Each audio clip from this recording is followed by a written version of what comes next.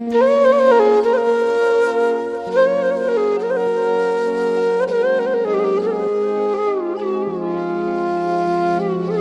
دیکھنے سے پہلے ہمارے چینل کو سبسکرائب کرنا مت بھولیے۔ نئی آنے والی مزیدار ویڈیوز دیکھنے کے لیے بیل آئیکن پریس کرنا مت بھولیے۔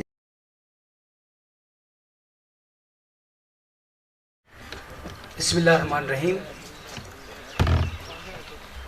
غزل کی جوت وہ آشا لہو میں دھڑکائے کہ میری گلیوں میں دلی کی روشنی آئے۔ غزل کے ذمے ہے سکھلائے آندھیوں کو تمیز، غزل کو کیا کہ وہ سوتوں کی نیند پگھلائے۔ غزل غلام نہیں پیشوا کی ملا کی، غزل غلام نہیں روز کھال کھچوائے۔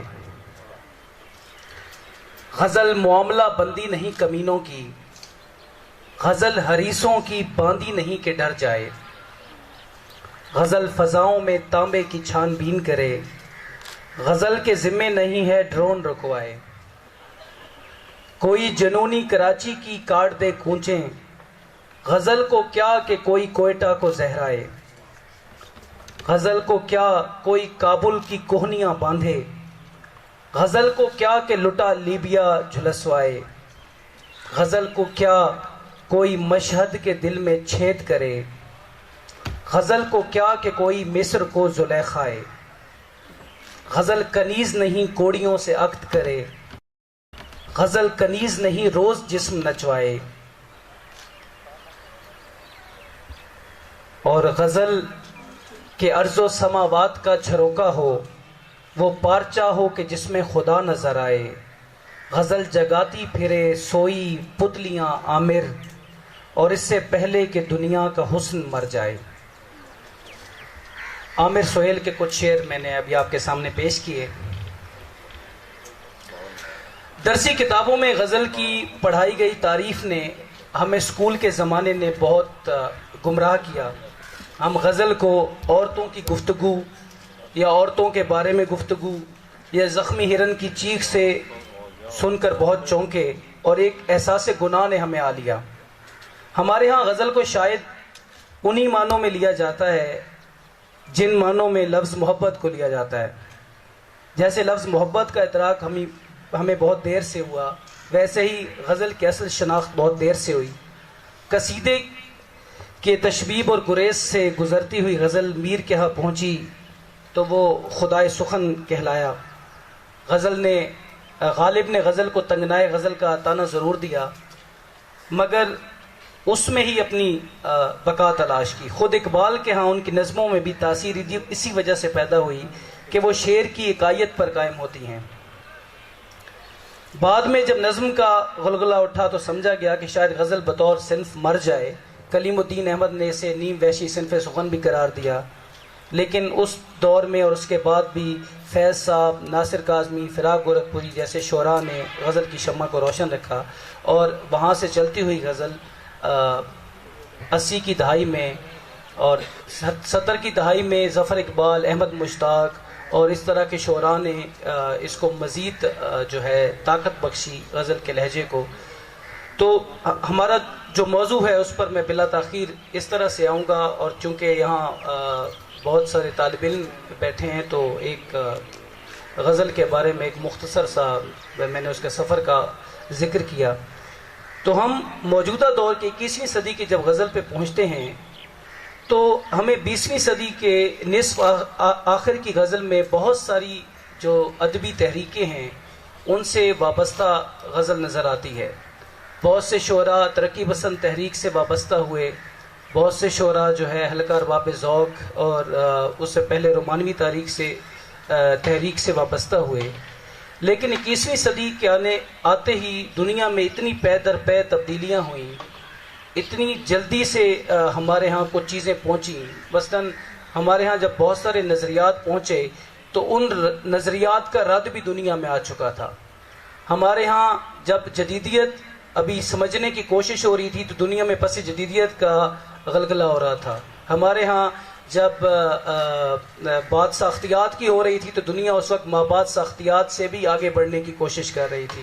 اسی طرح رد تشکیل کے جتنے بھی نظریات ہیں.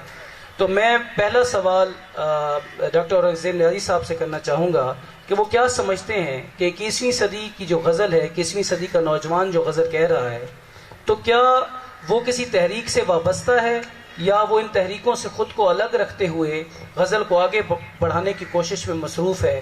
تو کیا اس میں وہ کامیاب ہوگا یا نہیں؟ Sir please.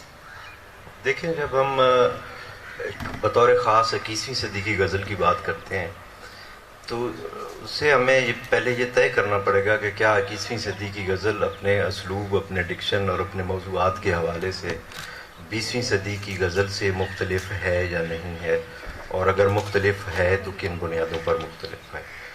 اور اس سے پہلے لامحالہ ہمیں 21ویں صدی اور گزشتہ صدی کے فرق کو بھی پیش نظر رکھنا پڑے گا، اور یہ فرق بنیادی طور پر ادبی رویوں اور سماجی صورتحال کا فرق ہے، جسے ہم ادبی تنقید کی زبان میں جدیدیت یا مابعد جدیدیت جو آپ نے ذکر کیا اس کا نام دیتے ہیں.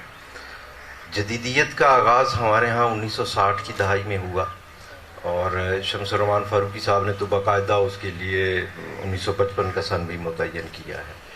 تو یہ جدیدیت دراصل سائنسی ترقی اور صنعتی عروج کی پیداوار تھی، جس نے انسان کو ایک باطنی کرب، ایک اندرونی کشمکش، ایک خوف تنہائی اور ایک احساس جرم میں مبتلا کر دیا تھا. جبکہ مابعد جدیدیت کا آغاز ہمارے ہاں 1990 کی دہائی میں ہوتا ہے، جب اور مابعد جدیدیت ایک رویہ تھا اور مابعد جدیدیت ایک صورتحال ہے.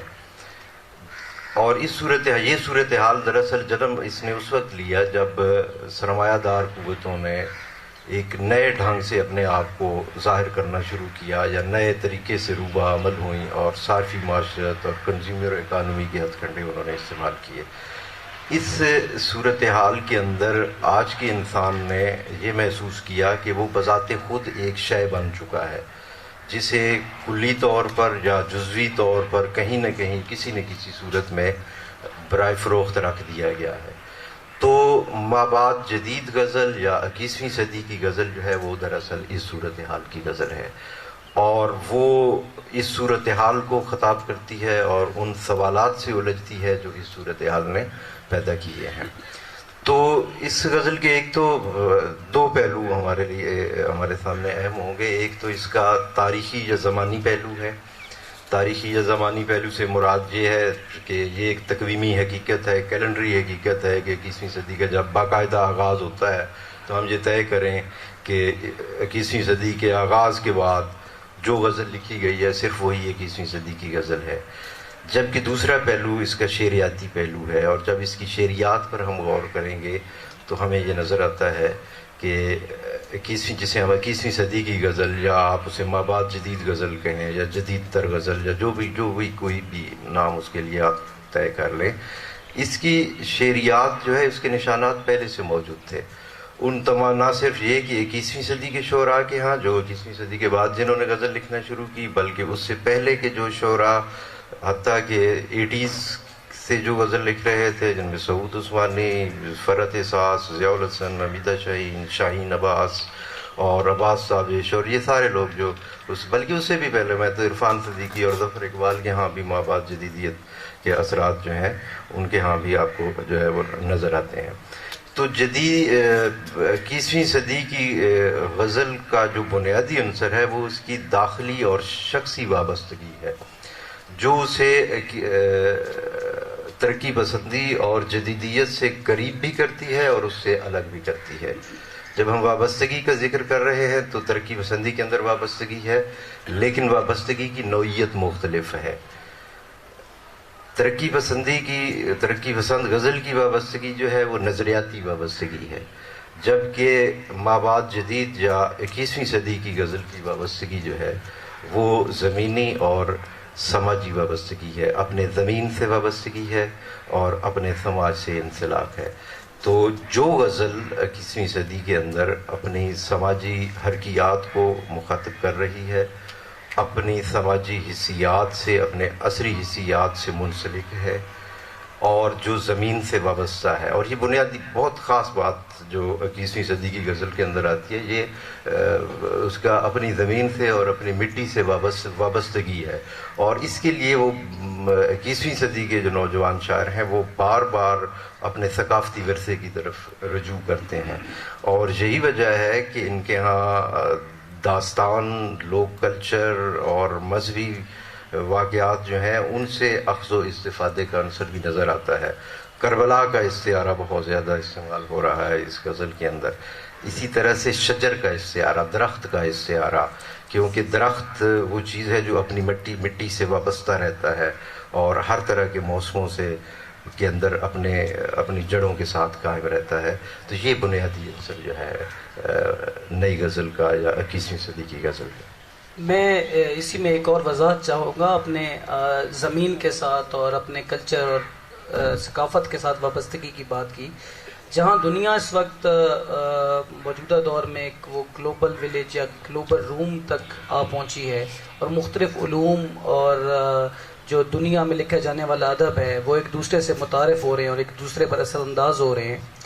تو کیا وجہ ہے کہ آپ کہہ رہے ہیں کہ آج بھی جو غزل کا شاعر ہے، 21ویں صدی کی غزل کا شاعر ہے، وہ اسی طرح سے اپنی زمین سے، اپنی ثقافت سے وابستہ ہے، جب کیا ایسا نہیں ہونا چاہیے تھا کہ وہ دوسری تہذیبوں کی، دوسری زبانوں کے ادب کی یلغار کی وجہ سے وہ جو ان تہذیبوں کے عناصر ہیں اس کی شاعری میں زیادہ آ جاتے؟ میں نے ساتھ وابستگی کی بات کی تھی. ایک اپنی زمین سے وابستگی ہے اور دوسری اپنے سماج سے وابستگی ہے. اور اب جو ہے وہ سماج، خود آپ نے جیسے ذکر کر دیا کہ اب سماج آپ کا سمٹ کر ایک روم تک آ گیا ہے اور ہم ایک گلوبلائزیشن کے دور کے اندر رہ رہے ہیں. اب انسان کے مسائل اس کے ذاتی مسائل نہیں رہ گئے، اس کے اجتماعی مسائل رہ گئے ہیں.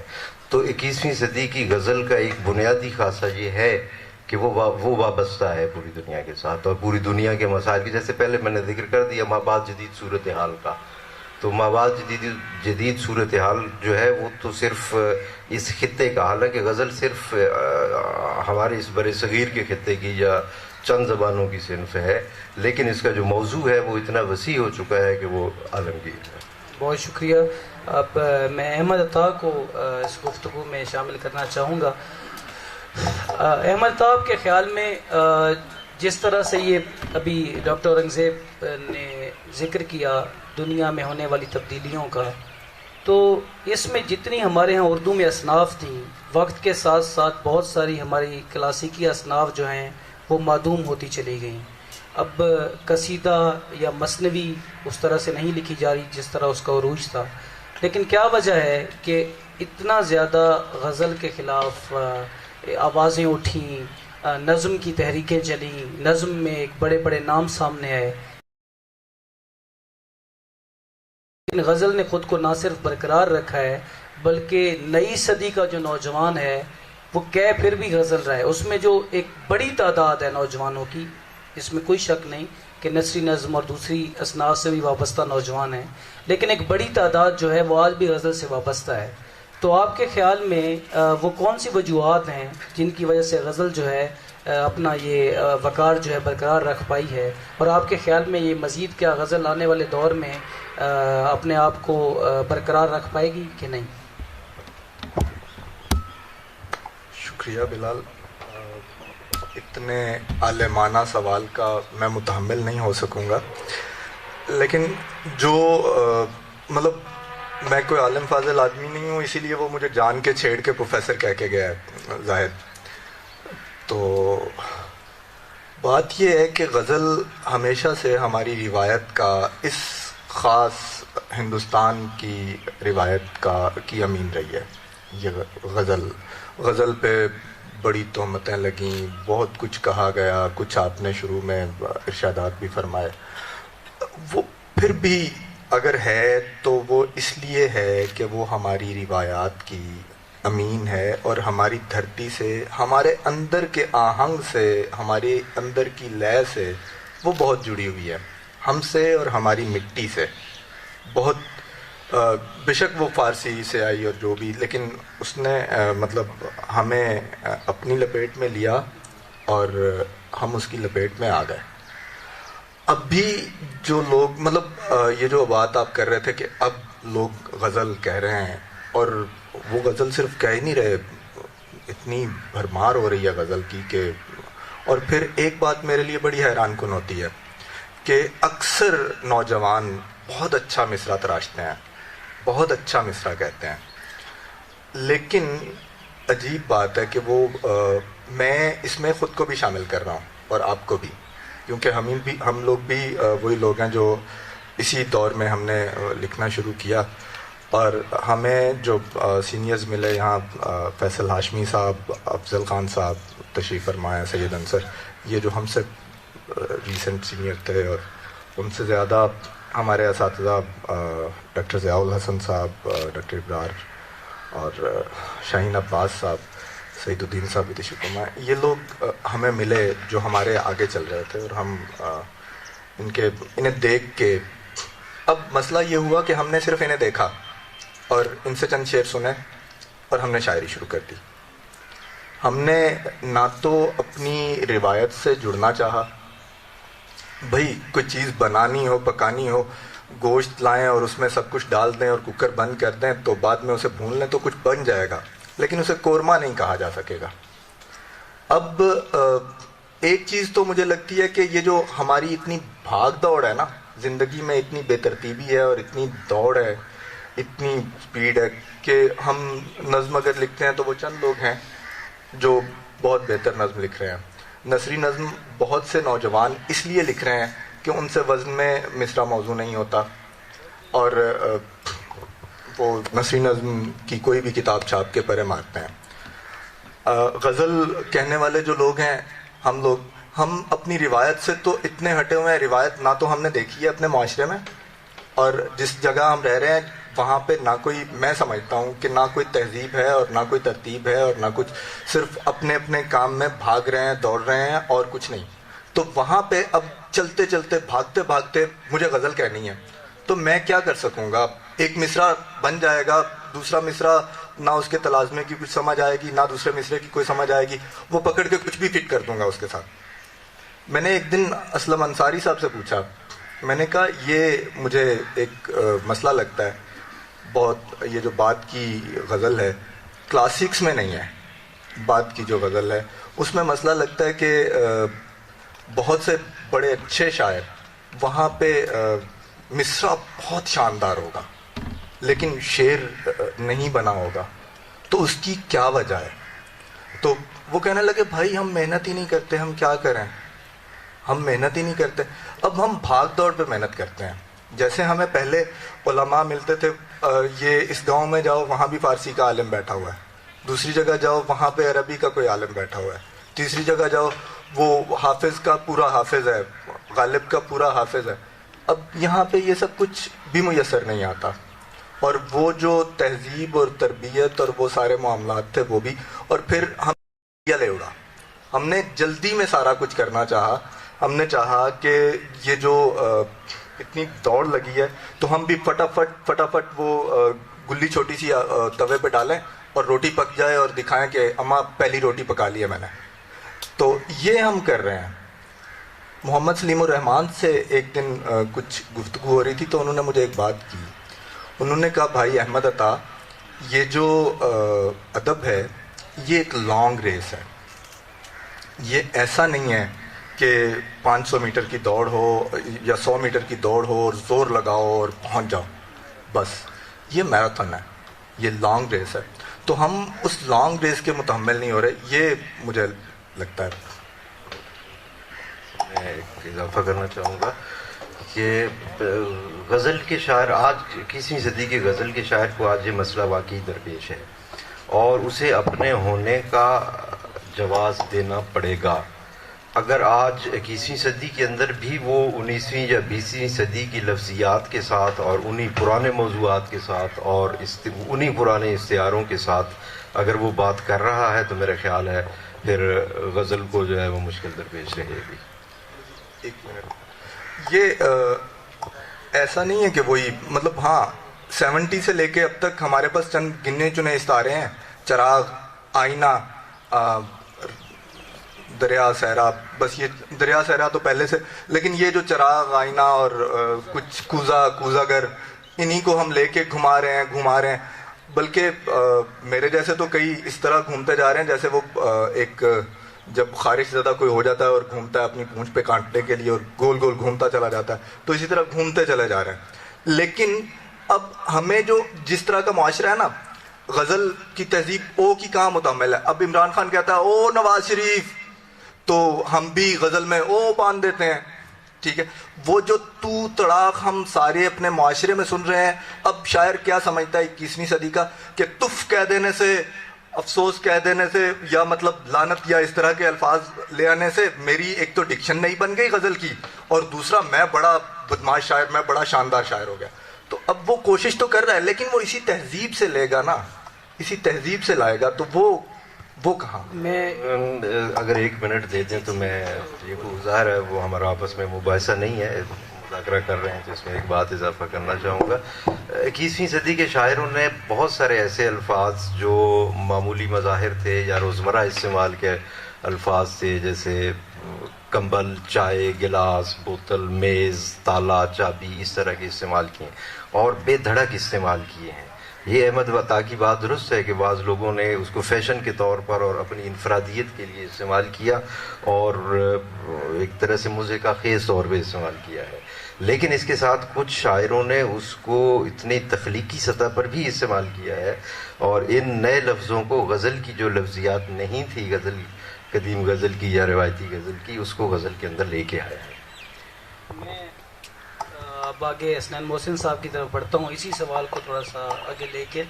منٹو پر جب مقدمات چلائے جا رہے تھے تو جب کسی طرح کا کوئی الزام ثابت نہیں ہوا اور منٹو نے وضاحت چاہی اور ان کو کہا گیا کہ آپ نے اپنے افسانوں میں جو ہے ناشائستہ جو ہے زبان استعمال کی ہے، تو ان سے پوچھا گیا کہ منٹو نے دریافت کیا کہ آپ مثلا مثال کے طور پہ پیش کیجئے کون سا لفظ. انہوں نے کہا جی آپ نے اپنے افسانے میں عاشق کا لفظ استعمال کیا ہے، تو یہ گراں گزرتا ہے قاری کو. تو منٹو کے دور میں جو آج سے بھی 70 سال پہلے کا دور ہے، اس وقت بھی ہماری اتنی زبان اور یہ چیزیں اتنی تبدیل ہو چکی تھیں، دلی اور لکھنؤ سے کی زبان سے ہم اتنے ہٹ چکے تھے، یا اردو زبان ایک نئے دور میں داخل ہو چکی تھی کہ یہ ضرورت محسوس کی جانے لگی تھی کہ جو نئی لفظیات ہیں جس کو ہم سلینگز بھی کہتے ہیں، ایسی لغات بھی مرتب ہوئی بعد میں سلینگز کی، کہ وہ شاعری کا جو ہے حصہ بن سکتی ہیں یا نہیں. اور خاص طور پہ غزل کا جو کہ ایک بہت بڑی رکاوٹ، ایک بہت بڑی دیوار ہے تغزل کی، اس کے ارد گرد اس میں نئی لفظیات کو داخل کرنا بڑا مشکل ہو جاتا ہے. لیکن اس کے باوجود مطلب ہماری نسل سے پہلے میں جب 90 کی غزل میں دیکھتا ہوں تو مطلب اس طرح کا شعر سامنے آتا ہے ادریس بابر کا کہ میں اس کے قتل کو نوٹس میں لانا چاہتا ہوں کہ چپ رہا تو میرے ساتھ بھی یہی ہوگا. اب کچھ الفاظ اس طرح سے آتے ہیں، اتنی تہذیب کے ساتھ آتے ہیں، اپنا جواز لے کر آتے ہیں کہ وہ گراں نہیں گزرتے. تو آپ کے خیال میں جو موجودہ دور کی غزل میں جو زبان استعمال کی جا رہی ہے کہ ایک طرف تو لوگ جو ہیں وہ شاہد ذکی، اختر عثمان اور اس طرح کی ڈکشن استعمال ہو رہی ہے لفظوں میں، دوسری طرف افضل خان، اکبر معصوم والی روایت کو آگے چلاتے ہوئے وہ ناصر کاظمی کی روایت، آپ یہ کہیں کہ آسان ترین الفاظ میں جو ہے اپنی ذات کا مدعا بیان کرنا ہے. تو آپ کے خیال میں موجودہ دور کی جو غزل ہے کیا موجودہ دور کی لفظیات کو استعمال کر رہی ہے؟ نہیں کر رہی تو اسے کرنا چاہیے یا نہیں؟ جی بہت شکریہ. سوال بہت دلچسپ ہے اور مجھ سے پہلے ڈاکٹر اورنگزیب صاحب نے اور احمد عطا نے جو گفتگو کی ہے، تو ہم سبھی جو لوگ یہاں بیٹھے ہیں وہ ان میں سے اکثر لوگ غزل کہتے ہیں، جو بھی انداز ہے اس کا، لیکن زیادہ تر سیکھنے والے لوگ موجود ہیں، یعنی کہتے ہوئے بھی ہم سیکھنا چاہتے ہیں. آج کے دور میں جب ہم لفظ کی بات کرتے ہیں تو اگر لفظیات تبدیل ہوتی ہیں تو یہ بھی ایک دلیل ہے کہ غزل زندہ ہے. چیزیں اسی کی تبدیل ہوتی ہیں جو چیز موجود ہو. پہلی بات تو یہ ہے کہ غزل نے اپنا آپ قائم رکھا اور اس نے نئے لفظ بھی لیے، اور پھر وہ لفظ جو کبھی تھے ہی نہیں وہ ظاہر ہے استعمال بھی تب بھی ہوں گے جب ہم عام گفتگو میں ان کو استعمال کریں گے. آج عام گفتگو میں وہ لفظ آئیں گے تو پھر ہماری شعر میں بھی آئیں گے، ہماری غزل میں، اور پھر ہمیں اس کو سمجھانا نہیں پڑے گا، ہمیں اس کی وضاحت نہیں کرنی پڑے گی۔ چونکہ میرے اساتذہ بھی یہاں موجود ہیں تو میں ان کی اجازت سے یہ ضرور کہوں گا کہ آج ایک تو ہم 21ویں صدی کی غزل کا اگر ہم آج تعارف کروانا چاہیں گے تو شاید یہ قبل از وقت ہے، کیونکہ ابھی اتنا وقت نہیں چلا۔ جب بھی ہم کسی ایک پوری صدی کی بات کرتے ہیں تو کم از کم اس کو آدھی صدی کو گزرنے دیں، اس کے بعد آپ کسی غزل کا اس صدی کے حوالے سے آپ چہرہ متعین کر سکتے ہیں، چند سالوں میں نہیں، اور چند سالوں میں بھی وہ نام ہیں جو بنیادی طور پہ 20ویں صدی کے نام ہیں۔ ہم جن کے حوالے بھی یہاں دیتے ہیں وہ 21ویں صدی کے نہیں ہیں۔ تو ایک تو ہم یا تو زمانی حوالے سے کوئی ایسی ترتیب بنا سکیں، کوئی ایسا کیلنڈر بنا سکیں کہ جس میں ہم کیلنڈر کے حساب سے یا سائنٹیفک ایک طریقے کے حساب سے چل سکیں، تو وہ غزل میں تو ممکن نہیں ہے۔ اگر ایک چائے کے لفظ پہ آج سے پچھلی صدی میں بھی کوئی بات کی گئی ہے، اس کے ہاتھ کی چائے تو پی تھی، دل کا رنج تو دل میں رہا تھا، اور آج بھی اگر چائے کی کوئی بات کرتا ہے، چھوڑ آیا ہوں میز پر چائے، یہ جدائی کا استعارہ ہے، تو چائے اگر ابھی اس صدی سے صدی تک آ گئی ہے اور وہ کتنی تغزل میں، جیسے آپ نے کہا، تو بہت سارے ایسے لفظ یقیناً ہیں کہ جن کے راستے میں تغزل رکاوٹ بنتا ہے۔ ہم عام گفتگو میں وہ لفظ استعمال کرتے ہیں لیکن ہم غزل میں وہ لفظ استعمال نہیں کرتے، اور اس کی ایک بڑی دلیل ہے کہ ہم مہذب گفتگو میں بھی وہ لفظ استعمال نہیں کرتے۔ جب ہم اپنی مہذب گفتگو میں وہ لفظ استعمال نہیں کریں گے تو پھر ظاہر ہے ہم اپنے شعر میں بھی اس کو استعمال نہیں کریں گے۔ تو جدت کے نام پہ کئی لفظ نئے آ جانا وہ ایک الگ بات ہے۔ اور دوسری بات میں یہ ضرور کہوں گا کہ یہ بھی ایک بہت بڑی دلیل ہے اس حوالے سے کہ آج ان لفظوں کو قبول کیا جاتا ہے، اور ہر دور میں لفظ تبدیل ہوتے ہیں۔ وہی لفظ جو کبھی ایک بھاری لفظ سمجھے جاتے تھے، آج انہیں ہم بڑی آسانی سے بولتے ہیں۔ مجھے انگریزی کے بہت سارے لفظ جو ہیں جب ہم بچپن میں پڑھ رہے تھے تو بولنا بھی نہیں آتے تھے، ابھی بھی بہت سارے نہیں آتے، لیکن اب کئی لفظ ایسے ہیں کہ جو عام روزمرہ کی گفتگو میں اتنے استعمال ہوتے ہیں کہ اب وہ بالکل بھی اجنبی نہیں لگتے۔ اور ہم سے پہلے جو لکھنے والے ہیں، ہمارے بعد جو لکھنے والے ہیں، بات تو وہ ہے کہ غزل ابھی بھی اسی روایت پہ چل رہی ہے۔ کسی کے نام پہ لفظوں کو جوڑنے والے غزل سناتے نہیں ہیں، غزل دکھاتے ہیں۔ تو جب دکھانے والی کوئی چیز ہوگی تو اس میں آپ جو بھی دکھائیں گے وہ اچھا ہی ہوگا، اور دیکھنے والی نظر اس کو جس انداز سے دیکھے گی۔ منٹو کے حوالے سے جو آپ نے بات کی وہ بالکل درست ہے۔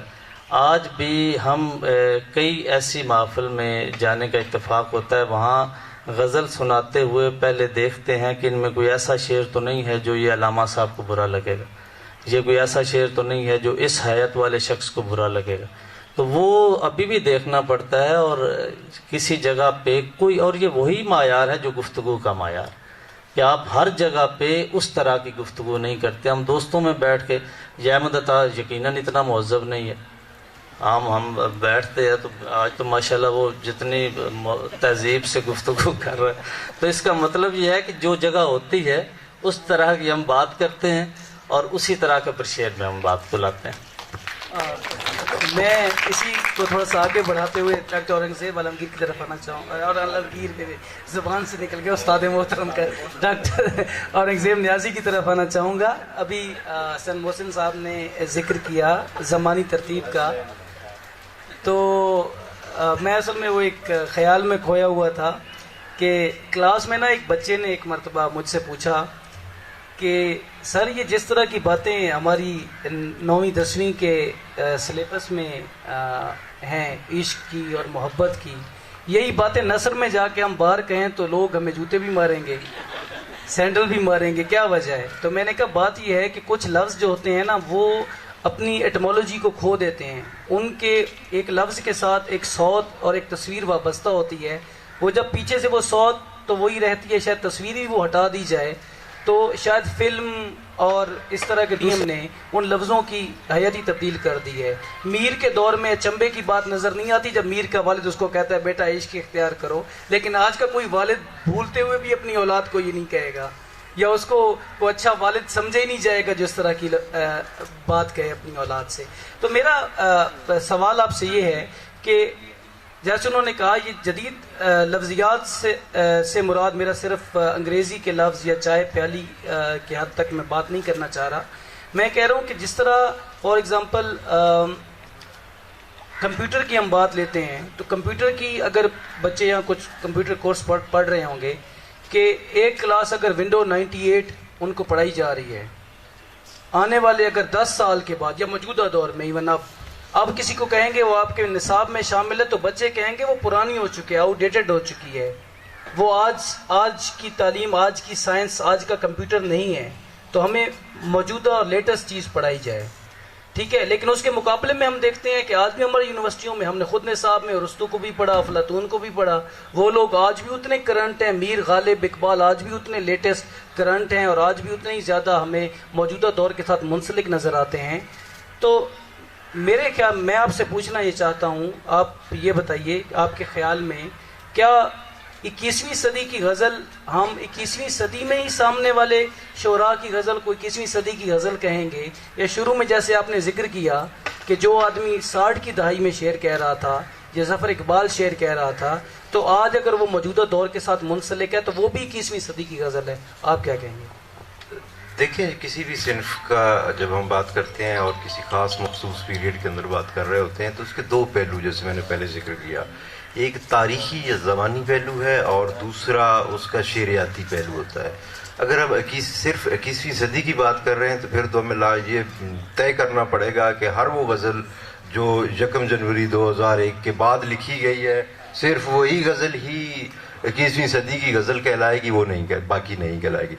حالانکہ ابھی حسنین محسن نے بات بھی کی کہ ابھی تو ہمیں قبل از وقت ہے یہ طے کرنا بھی، کیونکہ ابھی 21ویں صدی کے صرف 17 سال گزرے ہیں اور 17 سال میں تو ایک نسل بھی پروان نہیں چڑھتی.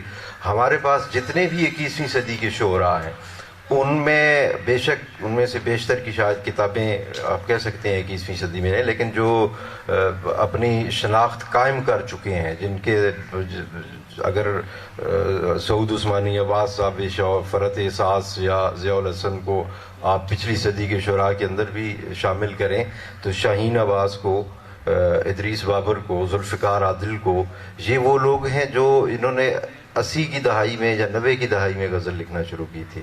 تو بنیادی چیز اس کا شعریاتی پہلو ہے کہ جو اس کے موضوعات ہیں، جو اس کی شعریات ہے وہ کہاں سے شروع ہو رہی ہے. تو اس لیے یہ ہم طے نہیں کر سکتے کہ کیا، یا یہ متعین کرنا ویسے درست بھی نہیں ہوگا کہ 21ویں صدی کے باقاعدہ آغاز کے ساتھ یا طلوع آفتاب کے ساتھ جو ہے اس کے بعد ہی جو کتاب چھپی یا جو غزل لکھی گئی صرف وہی 21ویں صدی کی غزل ہو گئی. بس وقت میرے پاس ایک چیٹ ابھی آئی ہے کہ وقت بہت ہوا چاہتا ہے آپ گفتگو کو سمیٹیں. تو آخر میں تمام شرکاء کا شکریہ ادا کرتا ہوں اور تمام حاضرین کا بھی بہت شکریہ کہ وہ اس بے ربط سی گفتگو میں شریک ہوئے، لیکن ہمیں خود بات کر کے بہت سی چیزوں کو سمجھنے کا اور جاننے کا موقع ملا. آپ تمام حضرات کا شکریہ. اس کے ساتھ ہی مجلس